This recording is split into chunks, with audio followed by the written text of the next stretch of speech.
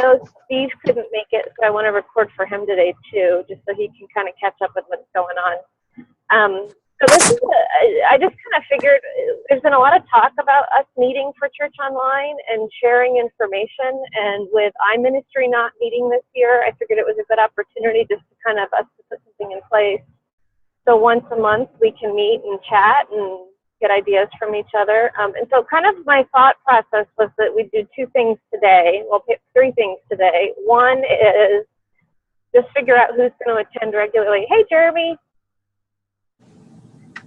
So figure out who's going to attend regularly, and then what things we want to put in the queue to talk about. I figure if we kind of have a guideline every month of what the big thing is, and then we can talk about some other things as well, but that way everyone kind of comes with, if it's analytics that month, if it's volunteers or whatever, everyone kind of has an idea of what to expect that week.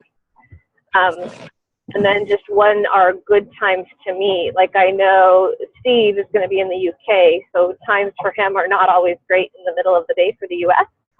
I know when I've met with Steve before, early mornings have worked well for him. So just kind of figuring out what time works for everyone is kind of my other thing that I want to try and nail down today. But that's it. So I guess, do we want to do introductions just so it's on video and everyone, or on the recording, so everyone who's not here knows who y'all are? So Jeremy, since you came last, you get to start. Awesome. Jeremy Henderson. I'm the Internet Campus Pastor at Lake Pointe Church. Been in the role just over a year. Replaced Nate Merrill, who's still on our staff. He moved into a communications pastor role. I have an associate, Jessica Taylor, and am looking for an assistant. So you guys can be in prayer for that. You can do that. I know you've got a lot going on over there right now. So, and then, Tim, you want to go next? Sure, yeah, I'm Tim. I'm at Church of the Rock in Winnipeg, Manitoba, Canada. So joining everyone in the States and across the world. Not many people around Canada, but yeah, we've had launched our online church, I think about 3 years ago. Was at iMinistry, Jeremy, about, I think 3 years ago, but I haven't made it back since. So, and I know it didn't happen this year. So, yeah, I love it. It's fun. I'm also the youth pastor, so I'm wearing a bunch of different hats. I oversee our junior high program, and we're multi-campus in our city, and so I kind of help the other youth guys on the other campuses out there too. So busy, trying to find time for online stuff, but could always do more. So you wear multiple hats. You're not just church online. Yeah. Cool. Okay, Marieno, you want to go? Yeah, that's good. I am Marieno Brisbon. I'm the online pastor here at Mount Zion Baptist Church in Greensboro, North Carolina. We've been running for about 2 years, and I kind of built it from ground up and got a lot going on. That's about it. Okay. Hey, Dave, you want to go? Yeah, hey, I'm Dave. I'm the social media and online pastor at North Pointe Church in Atlanta, where Andy Stanley is the pastor. We've been having online for about 5 or 6 years now. I've been in this role about a year, and I was the online pastor at Liquid Church in New Jersey before I came down to Atlanta. Okay. So, and then I'm Jennifer Miles. I actually don't work for Church Online. I work with roughly 10 to 15 church online, helping them with their Google grants, Facebook ads, Google paid ads, whatever the case may be, email marketing. So, but that means I kind of have a different perspective for most of you, which hopefully will be helpful when we start talking about how other churches do things and what I've seen here and there. So that's it. And then I like, so Dave, your avatar is beautiful. I like how you got to introduce yourself with a green phone. We'll have to put a picture in here of you. So what are some of the things you guys want to get out of these meetings every month? And I'm just going to throw in the chat as we talk, because what I'll do is I'll compile everything everyone says, and then we'll just kind of make a plan as far as hitting 2 or 3 of those a month.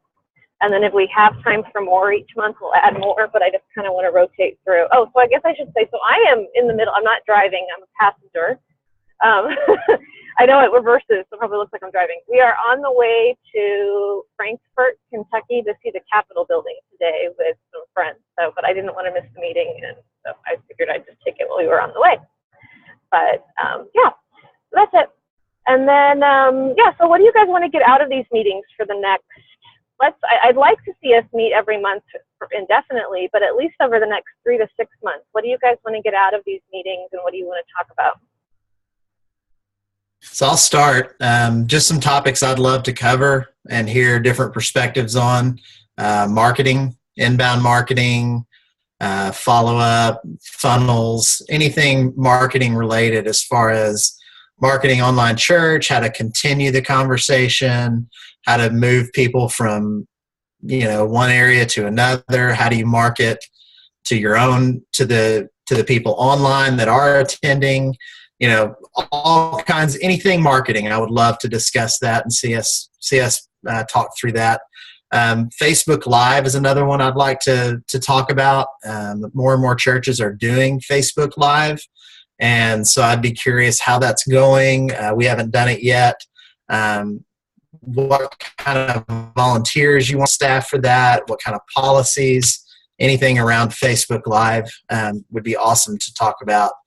And then I would love to just hear other people's experience and how they do church online. That's one of the things I appreciate about iMinistry stuff, is just getting to hear the different focuses. Some people are completely focused on getting people to a building, a brick and mortar, and some are not, and some are the complete opposite, and everywhere in between. And I think there's things to learn from each person, whatever their philosophy is. And so I'd love to hear different people's experiences and kind of how they do church online and what they think about it, where they think it's going, those kinds of things. So that's a start for me. Okay, awesome.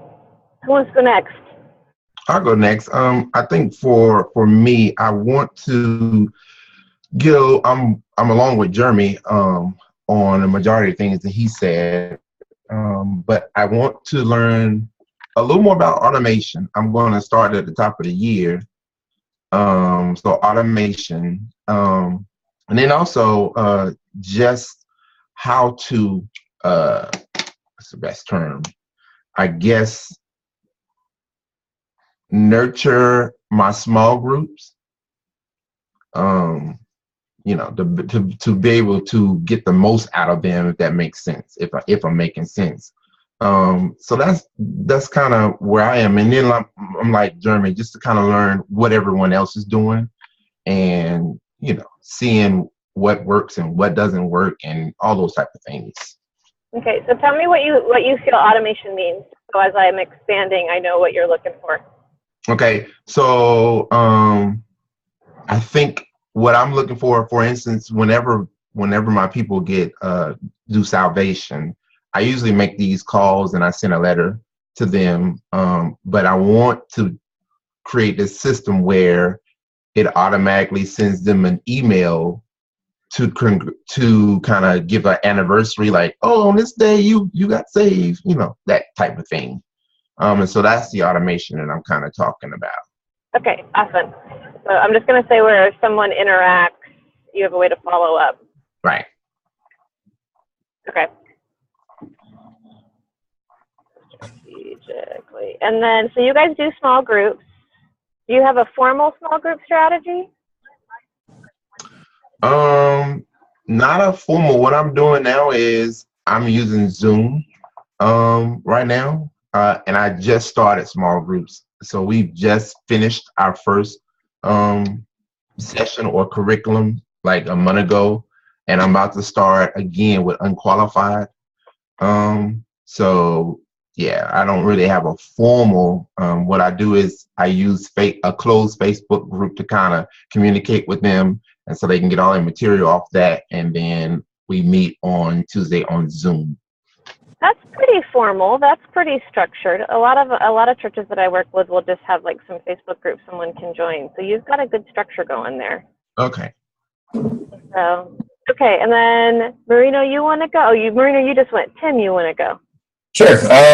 Yeah, I'd love to hear how other people are doing small groups online. We use Church Online to do our small groups, so I'd love to hear other ideas. And I know people have done Facebook groups and video groups and Zoom groups and Google Hangouts and all that stuff. Love to hear what else is working for people. Would love to hear how people are using other platforms, like Jeremy mentioned, Facebook Live, TV, how that actually works. If someone's, if you go live on Apple TV or Roku, and how we can bring interactive to that, and just new ideas on that. Yeah. I don't know what else. Facebook, yeah, ads is always interesting for me. I feel like I never have time for it, so I always love hearing what you have to say, Jen, and how to do that, because it's just kind of bought and then hope to see people come and never have time to really go in and look at it. I guess because I wear multiple hats too, so it's always tough to get in there.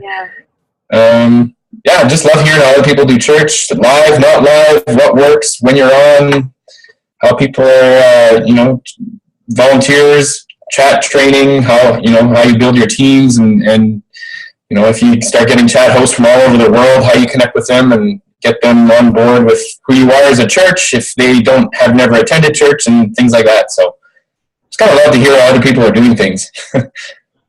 Yeah, I think that's my big thing too, is that I see every time I talk to someone, and if you guys don't know, so I typically will do free 45-minute sessions when I first start. Like, I'll have a meeting with someone and they'll just ask me a lot of questions. And so one of the things I really like being able to hear is how different churches do different things. So based on a church's demographic, based on their culture, I can refer them to, oh, you need to go talk to Tim because he does this, or you need to go talk to Jeremy. And so a lot of it for me is being able to hear what people are doing so I can connect them with the right resource as they're getting started or as they're struggling at a certain point. So that was part of the goal for me on these meetings, was being able to just hear so that I can be a better person to network when the resources make the most sense. But for me, that's really it. I mean, I don't really have a lot to learn from Church Online outside of I want to know what other people are doing. So, because I can bring more help to others when I do that. So, okay, so let's see. We've got, Dave, you didn't go, did you? No, I didn't. I think, for me, it's more about trying to have a look into what other people are doing and what's working for them, so that see what we can glean from that in order to broaden our net and bring in more unchurched people to our online community. I'm interested in what other churches see as their philosophy and theology around online church in particular. Retention rate, how long people are watching for, and what you're doing to improve that. Is that a thing that you're interested in? Is that a thing that is just not a great number for you, so you're more focused on getting people to watch for a minute or two, or are you hoping to get people to watch for an entire service, and what you're doing to leverage that information? Also, for me, in my role at North Point, being social media as well, how are you integrating social media to create an entire online digital ministry? Is that something that you're pursuing? Is that something you're into? And if so, what are you doing that's working? Engagement rate is really big. How are you turning a 2D world into a 3D world for people who are attending your online services? I think that probably covers it for me. That's a lot. That's good. So I know we've had some of these conversations, so I love hearing all of these questions. And that's on my heart right now too, is how do you turn 2D, because we get so focused on church online and the service on Sunday or the service on Saturday, and turning it into long-term relationship and discipleship. How do we do that in the online world? Oh, Jason joined us. Yes, he's actually sorry I had to come in a little bit late. We had a staff meeting that was really, really good and went a little bit long. So I'm just popping in on this conversation. I hope you don't mind. I don't know who this person is who called, who had a question, but I did have some thoughts about that particular thing about growing community, and I think it bears out from a mistake that I made, and if it's helpful, I think I could share it fairly succinctly, is where I think a lot of times, depending upon what you want your online ministry to be, you can start in the wrong way, depending upon what you're trying to achieve. The more I do this, the more I feel like it is a lot like church planting, more than probably anything else. And so if one were to try to plant a church by starting with the Sunday service first, it creates problems later on as it relates to discipleship and community and all of those things. And yet that seems to be the way that most people start their online ministries. And maybe part of the reasons why we're having such a hard time getting people into online groups and having a sense of online community is because we imprinted with the idea that church is a Sunday experience. And I wonder if it is too late for me to put that toothpaste back in the tube, but I wonder if there were ways where people could start building an audience and ministering to people in an online setting without the Sunday experience, and then adding it later as something that you would do once you gain critical mass. How it's a basic tactic that one would use when you're planning a church on site. And I wonder if that would change the dynamic as it relates to community and such. And you could start that way with social media and that sort of thing. I don't know, I just dropped in the middle of what you were saying. So if that's way off base, then just tell me and, I'll shut up. No, I think that's really good. So I think that's really good as far as feedback. The thing that we were starting with was who we are, what church we're from, how long we've been doing church online, and then what we're hoping to get out of masterminds over the next 3 to 6 months. If we meet monthly, what we want to make sure cover. And then Dave is the one on the phone from North Pointe. So he's the one that was talking about it. Yep. Awesome. So, and I think that's really valid. And you and I have been around church online for a long time. And I have kind of reached that same thing where I feel that there's sometimes a disconnect between what we provide through church online on Sunday mornings and bringing that into outside fellowship and true relationship, whether that's done through some form of online, whether it's done through where you are locally connect with people, whatever it is. But I think you're right. You've got to figure out how to leverage that before necessarily plugging in the Sunday. So I think that's really good. So if you guys have any ideas as it relates to Mastermind, what I hope to get out of this is it's always good to hear what other people are doing. And it generally sparks new ideas for me. And also for me to get a sense of, how to build that community now that I've kind of started wrong. I feel like I'm coming to this realization now because I have a lot of folks coming in on Sunday and not very many of them.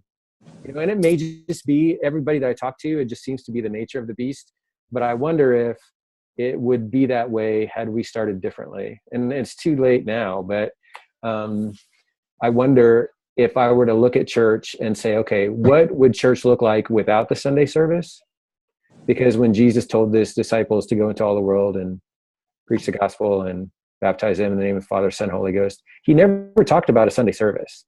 And if we were to say, okay, what if we were to do church and we intentionally created the constraint of not doing a Sunday? What would that look like online? And I think that's probably going to be closer to what I'm looking for in this mastermind.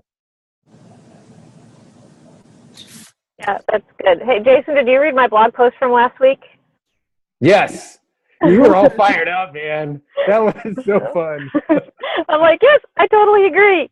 So what does it look like if it's not just Sunday service? But yeah, so the reality is church needs to fit all different types of lives and people, and everyone kind of needs something different from it as they find that relationship. So yeah, I love what I'm hearing. It sounds like you're going in some new direction. Not new direction, but added direction that will look really good. Well, just a comment on what Jason said. That's the same thing for us. We started with services, and so now we're like, okay, we have all these people watching. How do we get them to engage? One of the things that we did this fall is we did some online Bible studies, some Zoom Bible studies, and we advertised on Facebook. I mean, we just basically boosted posts on our people who had liked our internet campus page and their friends, and we started reaching some people that weren't coming to our church online at all or going to church anywhere. And they would come to our small group Bible study, and they would be a part of that. And I say small group, it was like 40 to 50 women for our ladies study. And now we're doing a co-ed study, and it's 50 plus. But what we're seeing is those people are coming from that group. They're not going to church anywhere. They're being a part of our study, and then they're coming to church online, and they're engaging immediately. So they're not sitting on the sidelines. They're coming right into chat. They're saying hi to people because they already know people. And it's a unique door into what we're doing that I hadn't even thought about.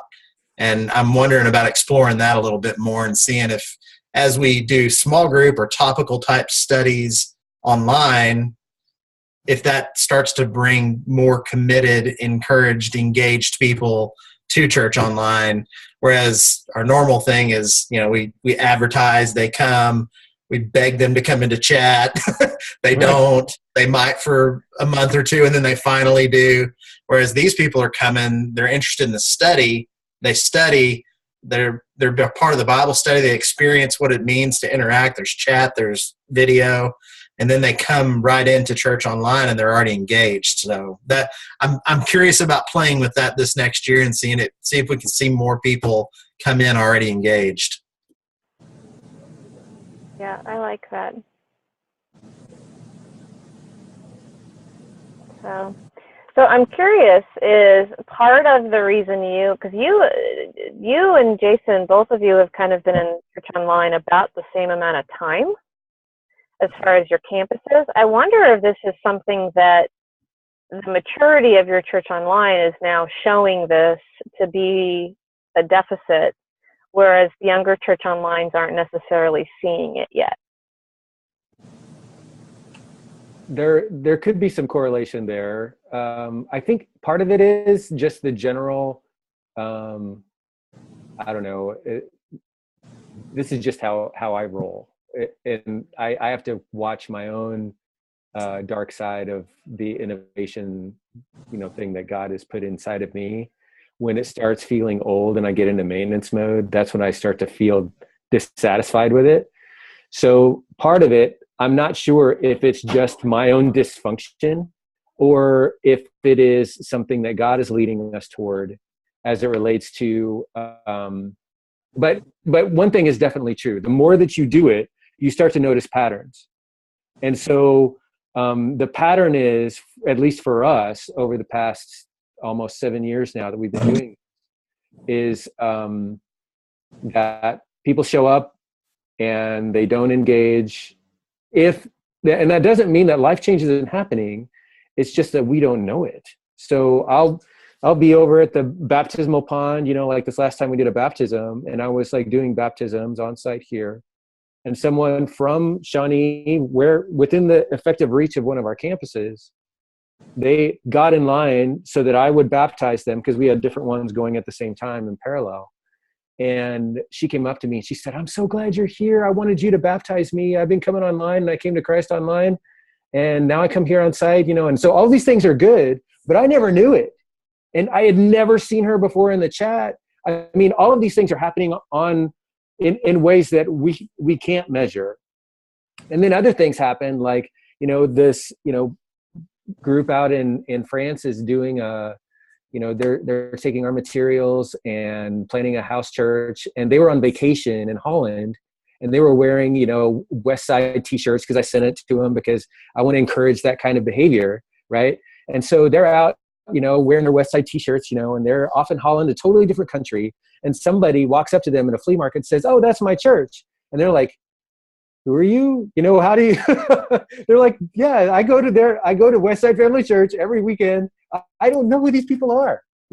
That's part of my problem is there are people coming. I have metrics of that, I know that there is fruit of what is going on, but there isn't an effective way for me to shepherd that life change that's occurring that, I can imagine is occurring. But if you don't get feedback a little bit, sometimes you have to wonder, is it worth it?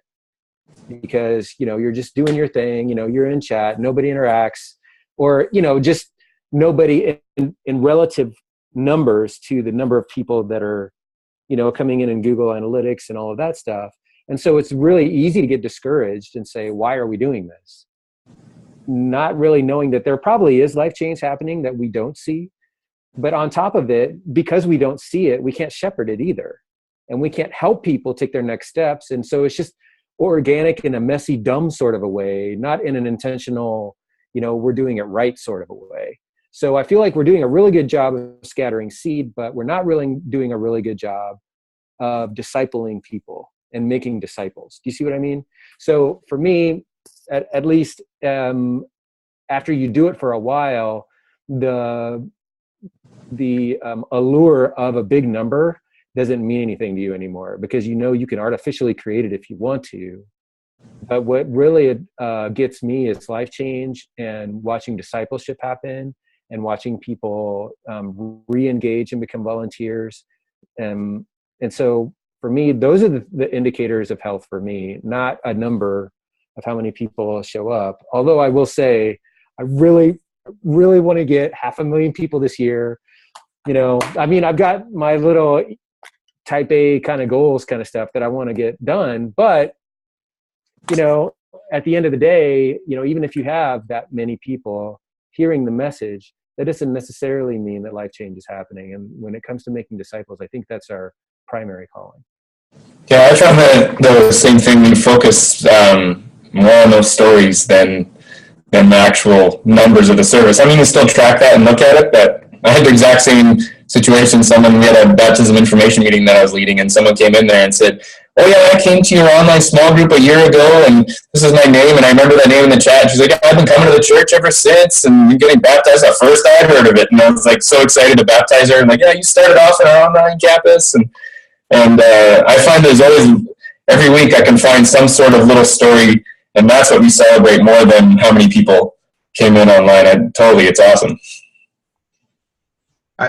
I think for me, what the hurdle that I'm having to jump is, I'm with everyone else. The numbers are big, but that's not what I'm trying to discipleship. But the hurdle that I'm having to jump is the culture.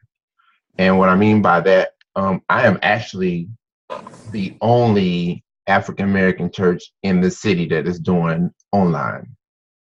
And rock, dude. So it's like, it's new. They don't know how to. They're like, "What is this? What do you mean chat online? What do you mean you got online groups?" And so it's scary to them. And so I'm having to jump that hurdle to get them to understand, like, this is what the disciples did. They went out and they did these things in small places and left and went and so I'm having to jump that hurdle. Even with my small group, numbers were skyrocket when I started. But what happened was, they kind of was like, okay, I think I'm a little afraid of this. This is a little different. And even within the church, the leaders in the church, they don't quite get it. And so I'm jumping that hurdle, while yet my campus is growing exponentially. And it's like, okay, how do I get over this hurdle? How do I kind of help them to understand? And so what I do is I go to different ministries, and I'm where you can see me, and so you can come ask me any questions. And I'm trying to make it so that they understand what exactly online campus is. And so with this next group, when I put it out, that I'm about to start, I got a whole bunch of people. So I'm guessing I'm breaking some walls down. So that's just the only thing I'm dealing with right now. That's right. You did that class this weekend. How'd it go? Oh, see, that was one of the things. When I went to teach, I had to teach this board of education. And when I went to teach them, they were really like, "Are you serious?" And so when I was sharing these things with them, they was like, I just don't know about that. I didn't know we could do all this, and I don't know how it's going to work, and it's scary. All my stuff is out there, and all this. This is just for Facebook, just to So put does everybody know what the class you taught this weekend? You might just tell everybody what you did. Okay, so what I did is I taught social media within the church to a board of education, and I went through every single social media app outlet and showed them how to work it, how to use it for the church, and then at the end I showed them how to build an online campus from scratch, from the equipment that you need, all those things. And so this was a more traditional church, and so they are trying to get the young adult crowd or population up in their church, and they're trying to figure out what to do, how to do it, and using social media and fixing their website from an input website to an output website and all these type of things. And so it was really interesting to see that they were oblivious to that the internet could be used for church. In their mind, they thought the internet was scary, it was spooky. My stuff is out there. Somebody's going to hack my picture and put me some ears on with Photoshop and all these things. This is what their mindset was. And I had to actually help them to switch and see what exactly you use for. Because when I came to iMinistry, and I've lived by this, I couldn't remember who said it, but when he said that that when I get to heaven and Jesus and God said, "I gave you the internet, but what did you do with it?" And so that's what I live by. I literally live by that statement. And so that's what I did over the weekend. So I'm just trying to break this hurdle, and in our culture, and what I mean by our culture, the African American culture, they want to know, and it's not like they don't want to know, they just don't know. And so that's what I'm dealing with. I found that it's always fun telling people about online church stuff. When I just had a network conference, I guess it's kind of like our denomination, and I did a workshop on online church stuff, and everyone's eyes is always wide open, like, "Hey, that's so cool," and it's like, but it's almost like, "That's cool for you to do that, but I'm not going to do that." And it's like, no, everyone should be doing this. And I tell them about, our Facebook group, and even things like this. I'm like, we all have the same audience. We shouldn't be in competition, but we're all like helping each other out, and it's just a good community of reaching people online, and it's just fun to tell people about. But I always find they're like, "Oh, that's good for you, but I'm not going to do that," kind of thing. And they see the potential in it, but they don't want to do anything about it. So yeah. One of the things that, as you were sharing, man, first off, one of the things that I am so glad that you're doing this, man, because there needs to be different voices out there for the gospel to get out. And they're going to listen to, the African American audience is going to listen in a different way and to different voices. And I'm not going to be able to do that. I mean, you're going to be able to do stuff that I can't do. And that is why we're one body in Christ. Each of us has our own little part to play. And you're reaching, as a missionary in your missiological context, you're reaching those people. And in fact, there are ways in which there are certain social media tools that tend to fall in certain demographic lines that are different than mine. Like, for example, I can try to push Twitter all day long, but all of our folks in, white suburbia, they're into Facebook, and I can't get around that. But when I'm like doing Twitter sniping and stuff, the vast majority of folks that are talking about church are African Americans Sunday morning talking about church on Twitter, right? And so there are aspects and certain channels in which I think that you can do church and have an expression of the African American church online that I can't do because I just simply don't have that audience because of the voices that they will listen to. One of the things that I always kind of dreamed about, if I ever, I don't know, sometimes I always dream like, if I were Indian, I could do this or I could do that. If I were Black, I could do this or I could do that, right? And one of the things I think of is if I were African American, I would try to pull off something like I don't know if you're familiar with Chisakam, the hashtag that gets it's like basically it's a hashtag. That's all it is. It's a Twitter hashtag. But I think it's every Tuesday or every Thursday. I forget what it is, but it is a hashtag that gets followed where people use it like a rolling chat. And it's actually been around for like 10 years, something like that. And I wonder if, especially in the African American context, if you could create a community around a hashtag, because they are the ones that use that tool the most.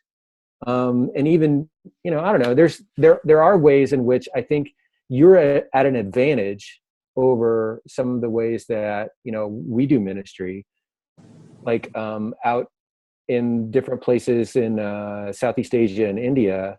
It's not a computer-based online experience. It is a phone-based online experience.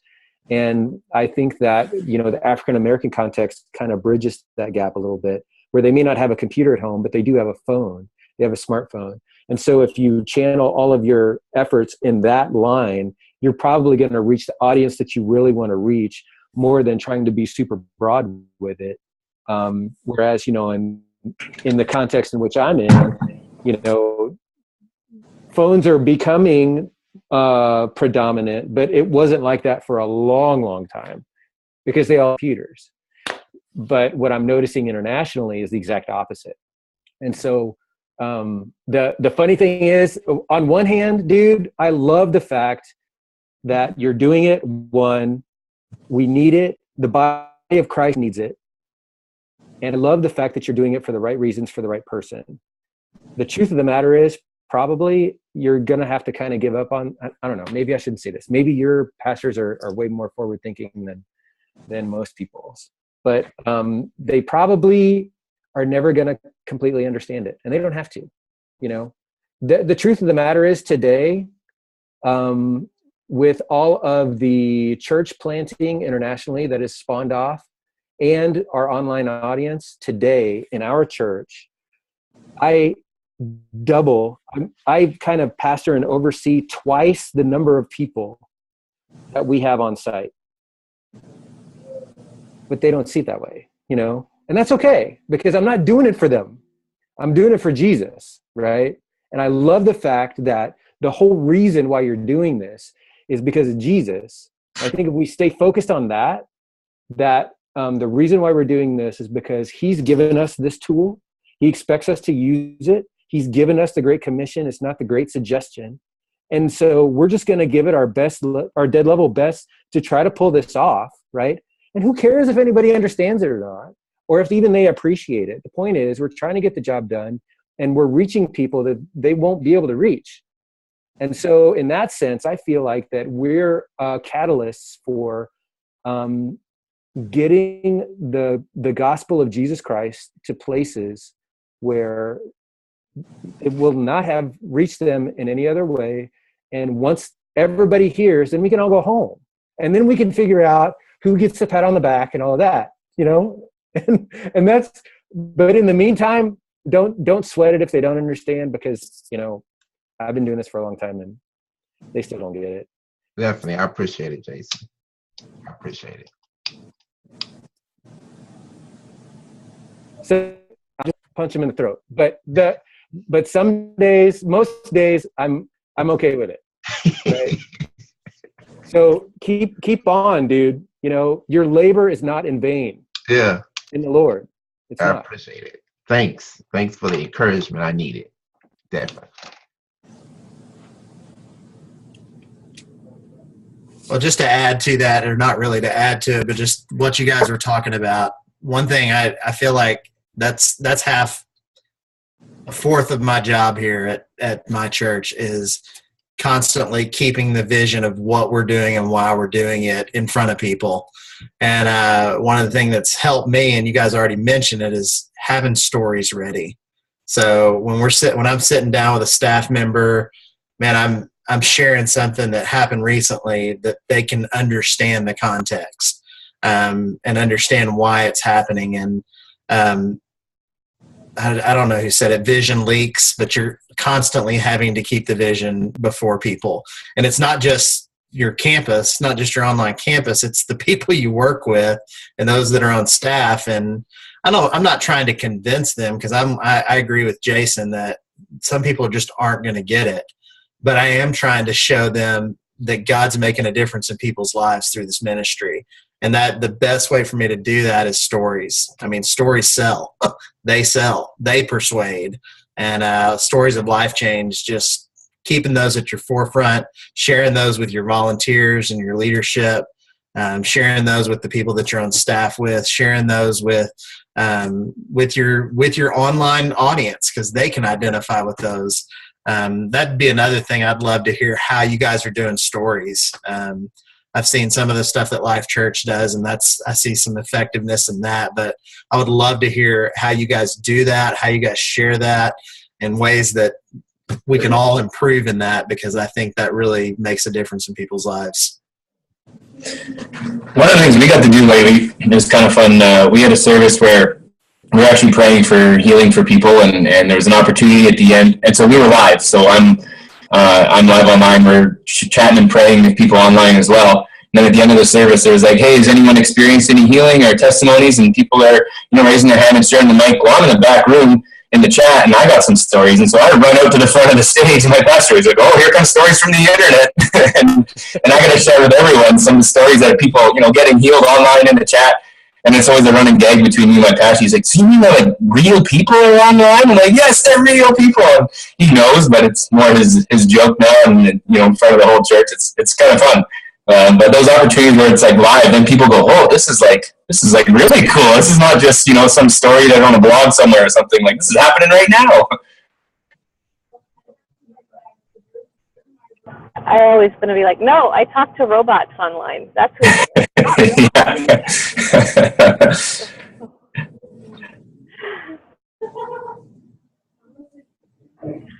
So one of the things I've heard a few of you talk about is collecting stories and sharing them with your community, right? How do you guys do that outside of Sunday service when you're not videoing and people are actually attending and in the chat and in prayer?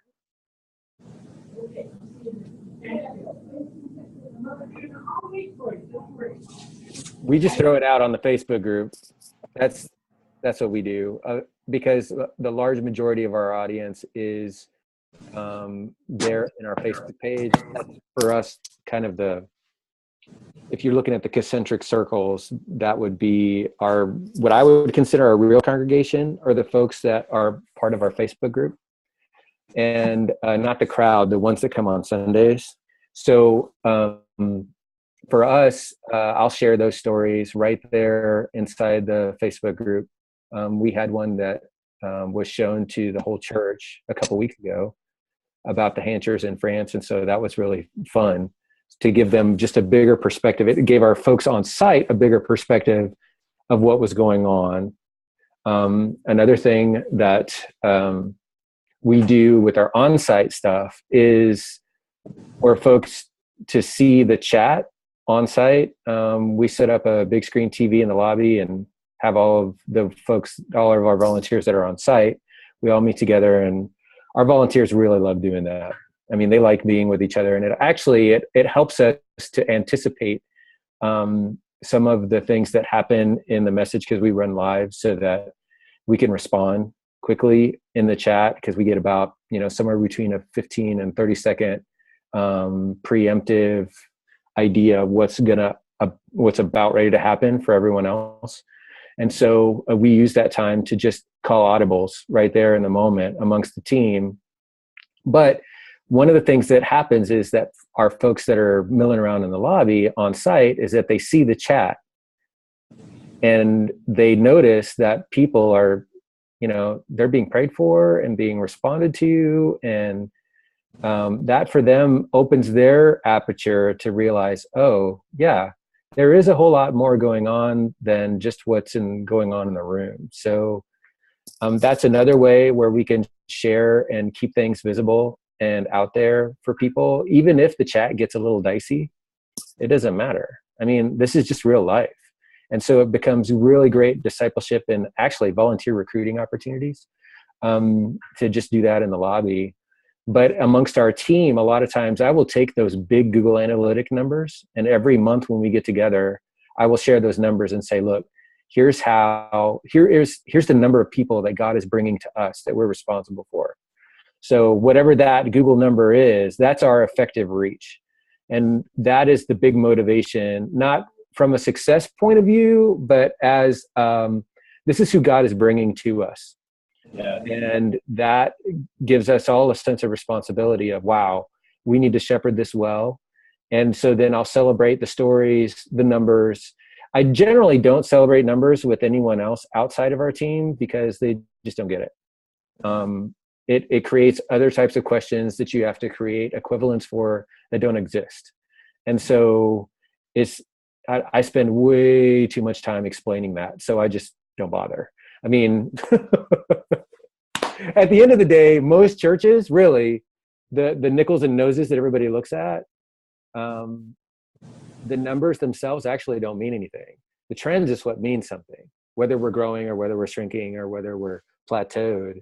That means something, and you can make decisions based on that. But the actual number itself, I don't know of any pastor that gets to the place where they're in the upper 5 percentile of church size by having 200 people feel satisfied with that number, even though they're in the top, 5%, right? They don't care. And when they're at 3,000, they're always wanting more anyway. I mean, it never ends. So in my mind, it's just the trend that matters, not necessarily the number. So to my volunteer team, however, I do talk to them because they do get it. They do understand what we're doing. And so they also understand that if God brings us someone and we don't interact with them, then they can just turn right away and just click on something else and they're gone. And so it adds a layer of urgency to our volunteer team. Now, I have a volunteer team Facebook group and I have a online campus Facebook group. And they're two different audiences, two different ways of communicating. One is just kind of a pastoral, kind of, rah kind of thing. This is what God is doing, join us in groups, and all that kind of stuff. But my volunteer team, man, that is like, that's heavy. It ranges everywhere from, hey, our get together this month is going to be here, to, hey, I won't be able to be at the 9:30 service. Can somebody sub for me? To, hey, I got this really great story that I want to share, kind of thing that happened. So those things kind of funnel over. They cascade out that way. That's what we do anyway. I don't know if it's super effective or not, but that's what we do.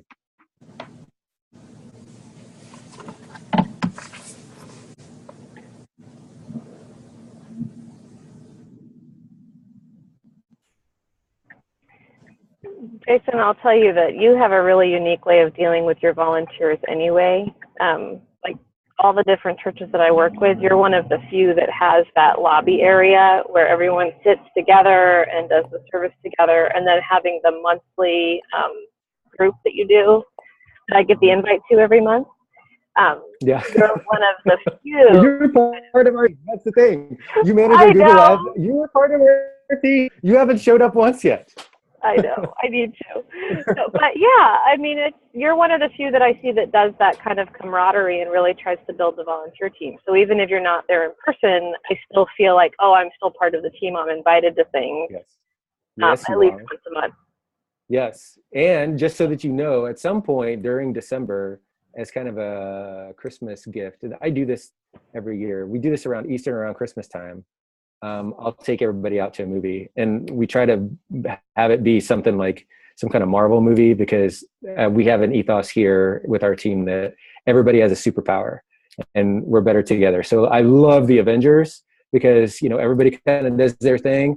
And as a team, we just, rock it. So it's either that or Star Wars, because we're all geeks too. So it looks like this December is going to be Rogue One, because I don't think there's going to be any Marvel stuff going on, at least during the month of December. So if you want to come, man, I will buy you popcorn, and I'll buy your ticket. I go all out for these guys. And so that's another way we do camaraderie amongst the team. And those catalytic events, a lot of times I tell our teams as well, like this get together that we're having this month will be to announce when we're going to be getting together for the movie. And it is going to tell them to invite their friends to the movie, because I'll pay for their movie, and they're going to get a vibe for the culture that we have and why we do what we do. And I've had a lot of volunteers come out of the movie and say, hey, I want to do this. How can I get started? So as it relates to recruiting, it's a really great recruiting tactic. So, that's just one of the things that we do, and we get little gifts, and we try to have fun. Fun is important to us, because it should be. And it sets a culture too, that when things break, we see it as a challenge. Like, this is the boss at the end of the level. We're going to do church no matter what breaks. We're going to do church. We're going to have chat, because generally chat doesn't break. We're going to do chat. We're going to pray for people. We're going to do church. We don't have to have a video. And most of our folks now that have been in it for a long time, they don't really care about the video. It's all about the interaction. So I think those are really healthy signs of community as it relates to church, when people really don't care if the video works or not. Now, not everybody's there, but there's a core set of folks in our online community that they can watch the video whenever, and they know they can. They can go to YouTube later on in the day, and they can catch it there. So it's not like they come to church to hear a message. And this is the key part of it for them. They don't come to church to hear a message. They come to church for the interaction, for the community. And that to me feels healthy. That feels like a church that's doing what it's supposed to do, instead of having a show for people, because honestly, we're not that great of a show. I mean, maybe you guys are better at that than we are. You're good. Okay, so I want to make sure I respect everyone's time, and we've only got a few minutes left. When do we want to meet regularly? Is there a specific day that works best? I kind of figured the first week of the month and the last week of the month, a lot of us kind of get busy with making sure things are set up. And so that middle of the month works best for everyone, I'm assuming. And I was kind of thinking Tuesday, Wednesday, or Thursday, same thing. Oftentimes, pastors, Monday's your day off, or Friday, and you're trying to roll into getting ready for the weekend. So from a time perspective, Tuesday, Wednesday, Thursday, earlier in the day, later in the day. It looks like almost all of us are East Coast or Central. Anyone have a preference? My preference would be Tuesday, the third Tuesday of the month. The first, second Tuesdays are taken up by these types of meetings, and that's why I showed up a little late, and I really don't have control over that. The last week of the month for me is like slammed usually, because I'm creating a completely new church online theme for the next series that we generally do on a monthly basis. So from a graphic design perspective, I've got extra hours of work to do that week. So the third Tuesday is a good Tuesday for me. Or I should say the third Tuesday, or Thursdays. Thursdays sometimes can, if I do my work well, in the afternoons, I kind of have a little bit of a breather Thursday afternoon, Central Time. Okay. Those two blocks of time generally work best for me, but I'm willing to bend and try to make this work if it doesn't work for the rest of these guys, because for me, it's not about me as much as it is about us. Well, I'm pretty much flexible. I can go with the consensus of the group. My days vary.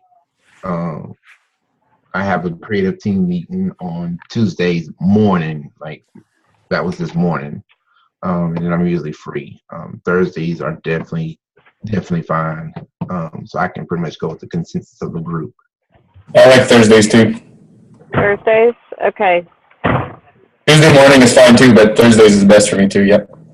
Okay. I can do Thursday morning as long as it doesn't get past 10, because we do our run-throughs of the message and filming and all of that on Thursday morning at 10 our time. So. And you're CST, right? Yeah, I'm Central Time. Yeah. Okay. Jeremy? Yeah, Thursday afternoon's good for me. So Jason has to do it before 10, though. Can you do Thursday morning? Well, I can do Thursday afternoon. He has afternoons wide open, so I can do afternoon. Yeah. Okay. And then Dave, are you still hanging in with us? Yep, I'm still here. Okay, do Thursday. Anytime's all right. Yeah, anytime's all right for me. I can make anything work. So it sounds like as far as everyone here, Thursday afternoon, the third Thursday would work. Okay, yeah. So I will plan the third Thursday next month, and I'm going to get with Steve because I know Steve really wants to attend and just see what time works for him in the UK to make sure he can get on too. And then I will post a new calendar invite in the online practitioners group so that we have another group scheduled. You rock, Jen. And then I'll copy all the notes that I took today. I put them in the chat so you have them if you want to copy them, but I'll copy all of them. I'll attach them to next month's invite in the online practitioners group so we have them, and then we'll just pick a topic for next month. I'll kind of sort them and figure out what makes sense as far as the most requested, and we'll go down the list.